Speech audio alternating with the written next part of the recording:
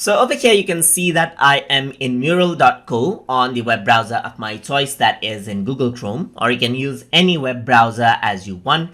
And to sign in with an email address that you made an account with in Mural, you can go around and click on sign in. So once you do that, what happens is that you are redirected into the login page where you need to type in the email address that you used to sign up with. So I'm just going to go around right here and type in the email address that I signed up with. And then I'm going to click on sign in. So now you will have to type in the password right here and then sign in right here. I'm just going to save the password for easier future access right here. And this is how you can simply sign into your Mural account, as you can see right here.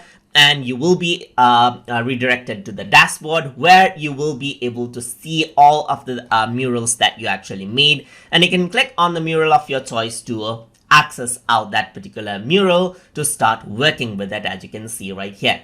So that is how you can sign in using an existing account inside of Mural to start working. So hope you guys learned something as always. And as always, please like, comment, share, and subscribe.